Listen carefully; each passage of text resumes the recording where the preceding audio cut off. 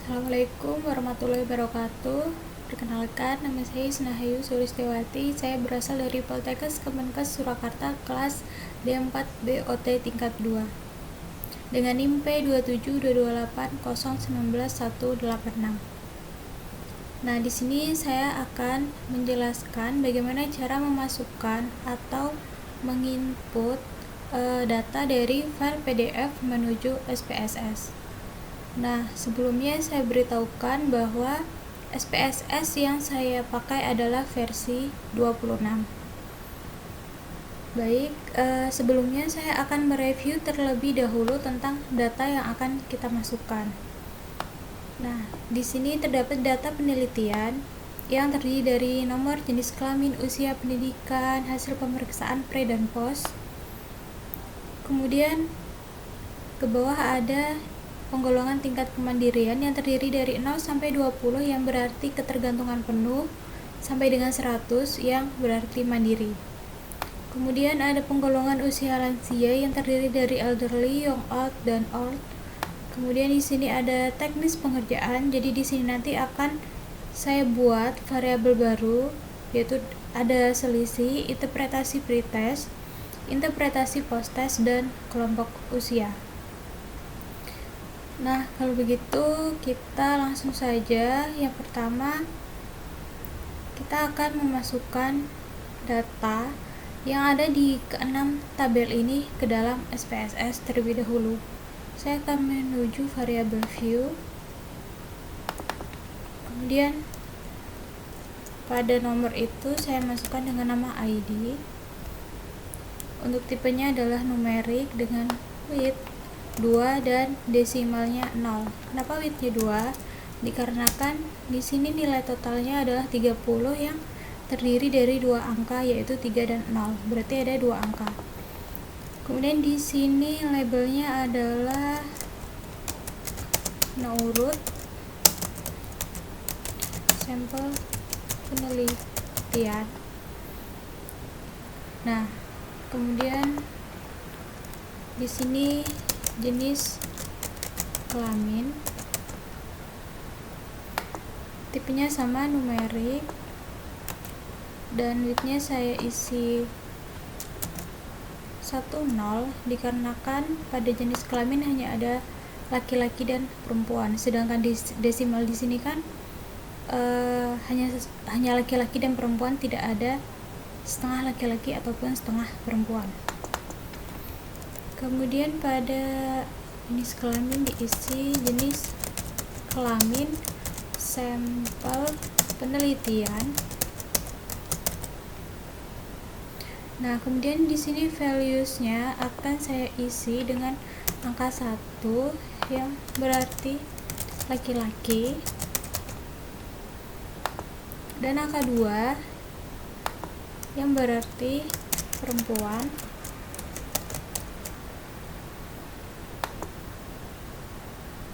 Oke, maaf, salah, saya lupa meng-add. Oke. Kemudian yang ketiga ada usia. Di sini saya isi 20,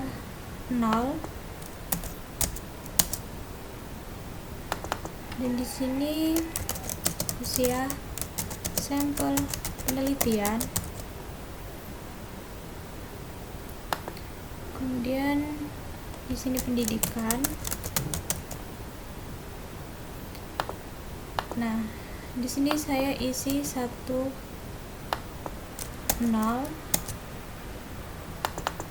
labelnya pendidikan sampel penelitian.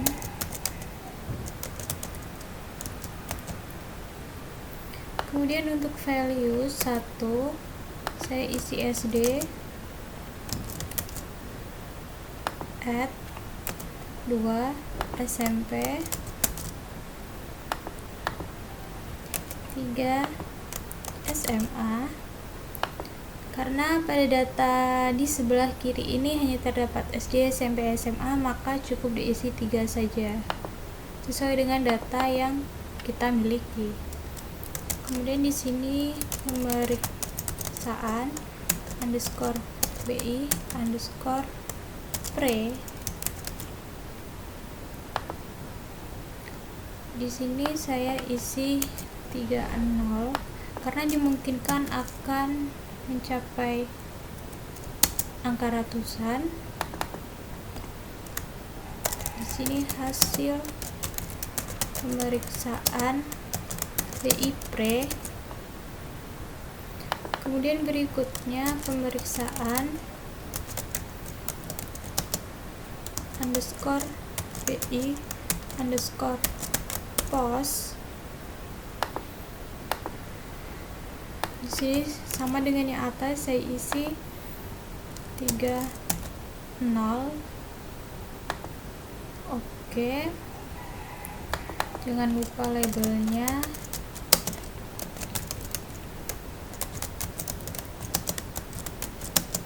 BI post. Nah, di sini sudah ada 6 data yang sesuai dengan file di sebelah kiri ya.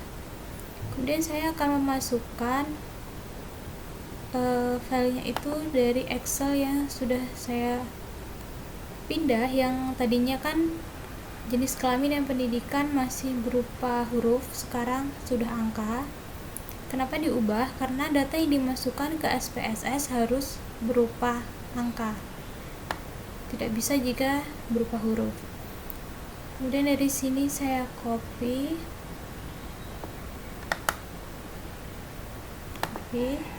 saya menuju ke data view. Di sini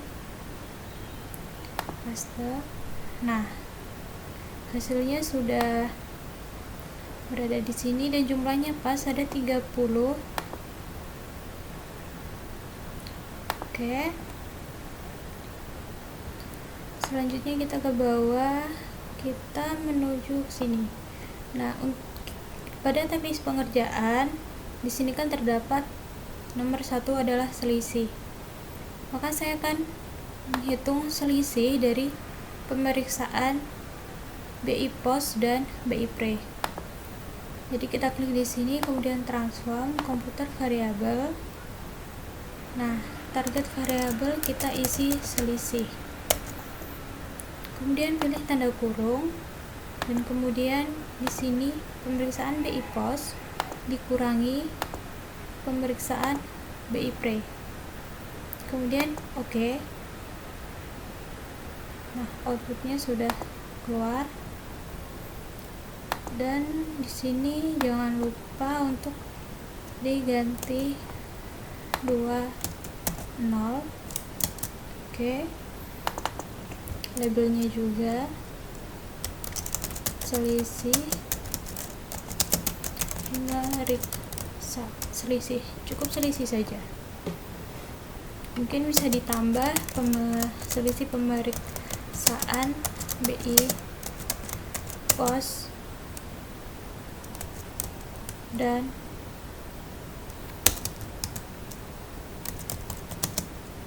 BI pre. Nah, kita cek di data view apakah sudah terhitung atau sudah masuk dengan benar. Nah, dapat dilihat sudah benar. Kemudian saya menuju ke bawah, lengkap, terdapat 30. Kita kembali lagi ke variable view. Nah, untuk berikutnya saya akan memasukkan interpretasi pretest. Jadi di sini saya klik transform record into different variable. Nah, di sini pemeriksaan saya akan menghitung interpretasi pretest, maka dipilih hasil pemeriksaan yang pre. Kemudian di sini nama, interpretasi pretest. Untuk labelnya itu sama, interpretasi pretest.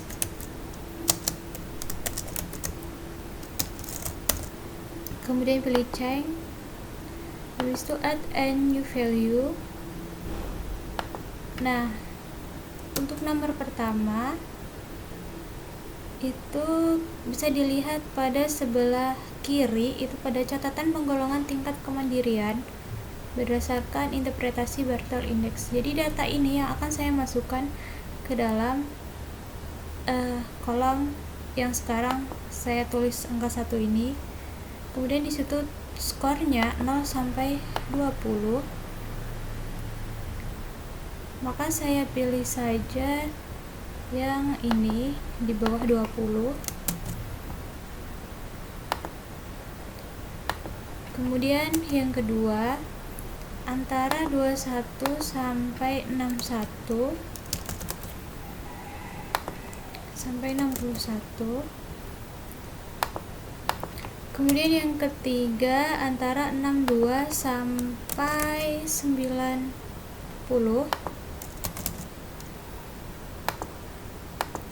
Dan yang keempat adalah 91 sampai 99.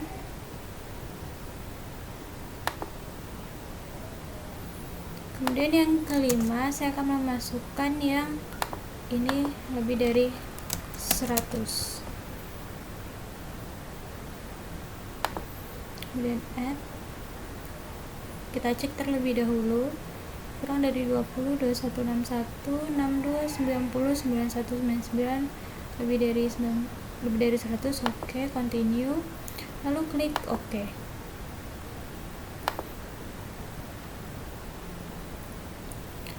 Nah, jangan lupa untuk memasukkan values di sini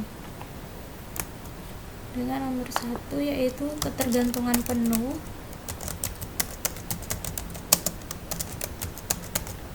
Kemudian add. Untuk nomor 2 adalah ketergantungan berat.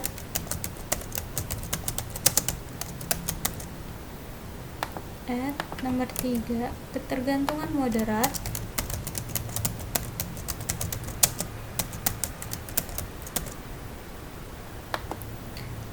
Yang keempat adalah ketergantungan ringan.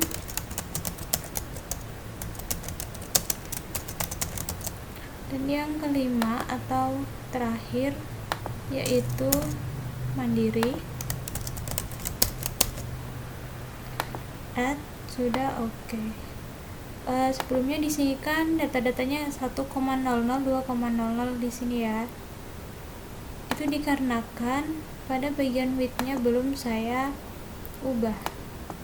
Karena di sini seharusnya 1, 0. Baik, kita kembali ke value, apakah sudah berbeda? Nah, sudah berbeda kan? Oke, ini kita ke data view, kita lihat terlebih dahulu. Sudah masuk. Oke, kita lihat. Nah, sudah. Kemudian ke variable view lagi. Kita menuju ke variabel ketiga, variabel baru ketiga, yaitu interpretasi post test. Kita klik di sini transform, kemudian record into difference variable, kemudian kita pilih yang hasil pemeriksaan post. Kemudian untuk nama interpretasi underscore post underscore test. Dan untuk labelnya sama, interpretasi post test change out and new values. Nah, karena di sini untuk pengisiannya akan saya isi dengan data yang sama sehingga cukup langsung continue, tidak usah mengisi lagi. Nah, setelah itu oke. Nah, saya ubah di sini terlebih dahulu pada width dan desimalnya 1, 0. Kemudian menuju ke kanan, untuk valuesnya saya isi dengan data yang sama, tapi karena di sini masih kosong dan sama dengan data di atasnya, maka cukup copy paste untuk mempersingkat waktu. Nah, kita cek terlebih dahulu. Di sini sudah masuk ya yang post test. Nah, sudah ada. Kemudian kita ke variabel view lagi. Sekarang kita akan mengisi yang kelompok usia. Di sini sudah diklik, lalu transform, lalu record into different. Nah, usia sampel penelitian, kelompok underscore usia, kemudian labelnya adalah kelompok usia. Change out the new values. Nah, di sini kan data yang akan kita masukkan berbeda, sehingga saya akan menghapus data sebelumnya terlebih dahulu, yaitu klik di output variable di sini. Di sini ada pemberitahuan untuk menghapus, lalu klik OK.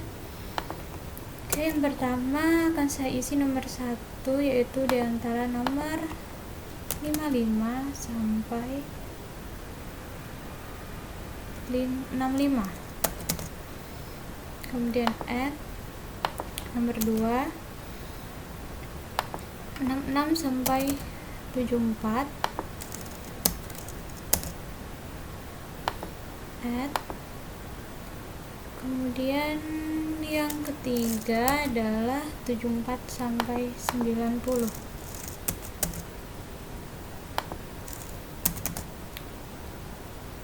Add, continue, dan OK.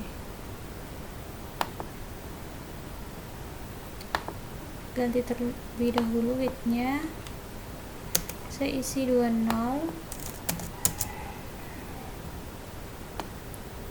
Jangan lupa values-nya juga. Untuk 1 ada elderly,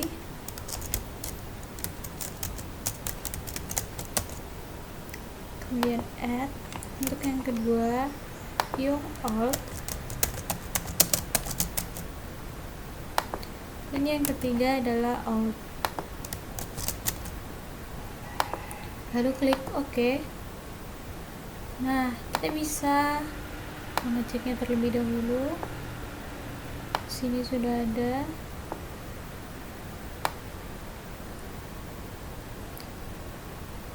Nah, di sini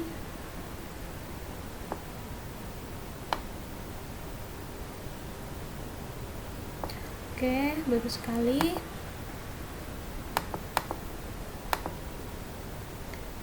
Kemudian di sini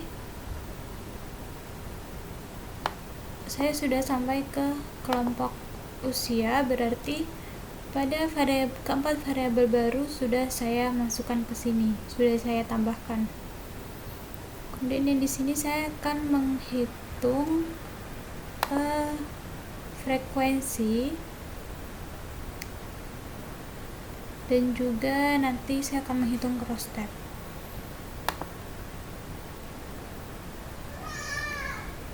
Nah, di sini langsung saja saya akan menghitung frekuensinya. Di sini kan pilih terlebih dahulu analyze, kemudian descriptive statistik, kemudian frekuensi. Data dari atas ke bawah masukkan ke kanan dengan mengklik data yang ingin dimasukkan, kemudian klik panah ini. Semua dimasukkan kecuali nomor urut. Klik lagi, selisih dimasukkan, interpretasi pretest, interpretasi post test, lalu kelompok usia. Kita lihat di sini centang semuanya. Kan untuk pelatihan maka lebih baik untuk dicentang semua. Kemudian continue. Oke, untuk penjelasannya nanti akan saya sampaikan di akhir. Nah, ini saya besarkan. Kemudian kita tadi sudah memasukkan untuk frekuensi kan. Sekarang kita menuju ke cross tab. Di sini saya mendapatkan penghitungan cross tab, yaitu jenis kelamin dengan menggunakan data interpretasi post-test, sehingga untuk jenis kelamin saya masukkan ke rows dan interpretasi post-test ke kolom.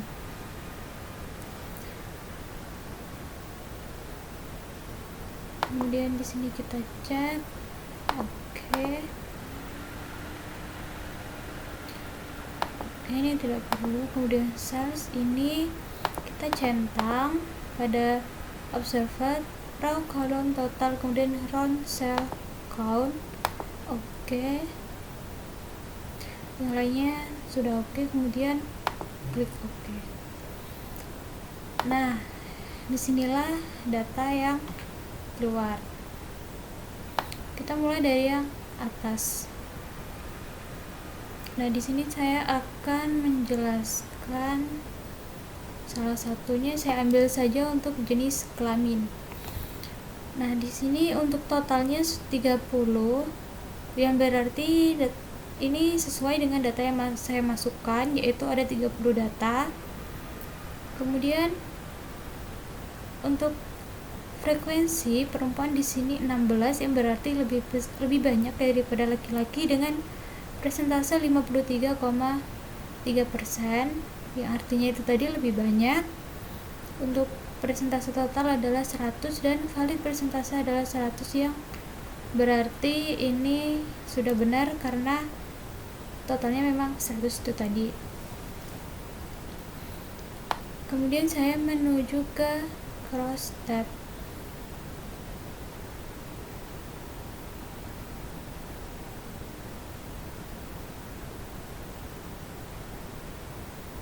Sebentar, saya ulangi dari atas karena kelihatannya terlalu cepat ya. Terlalu cepat cara saya scroll ke bawah.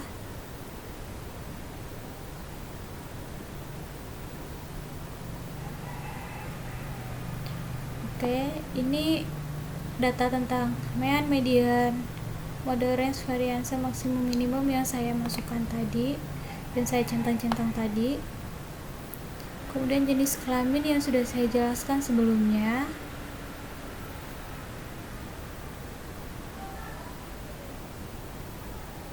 Nah, untuk pendidikan di sini dapat terlihat untuk frekuensi pendidikan itu paling banyak itu adalah SD dengan 15 dan paling sedikit pada SMP, dan dengan totalnya adalah 30, yang berarti sesuai dengan sampel data yang kita masukkan tadi. Untuk persentasenya tentu saja SD yang lebih banyak dan yang paling sedikit pada SMA dengan 16,7%.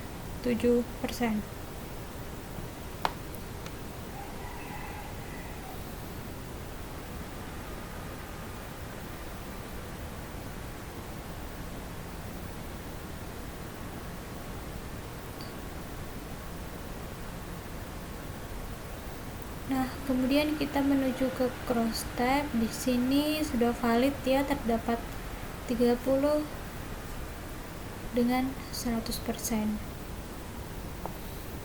Nah, di sini dapat dilihat pada jenis kelamin laki-laki dan perempuan, totalnya lebih banyak dimiliki oleh perempuan dengan mandirinya lebih banyak, yaitu 8. Namun pada ketergantungan ringan, laki-laki lebih banyak daripada perempuan. Ketergantungan moderat, perempuan lebih banyak, yaitu 5. Ketergantungan ketergantungan moderat dan berat, perempuan lebih banyak. Kemudian pada ketergantungan penuh, lebih banyak pada laki-laki. Di sini untuk totalnya juga dapat dilihat di sini.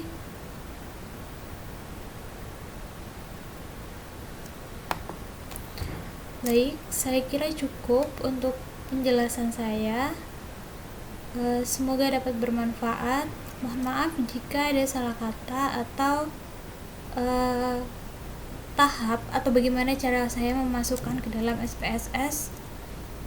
Terima kasih. Selamat siang. Wassalamualaikum warahmatullahi wabarakatuh.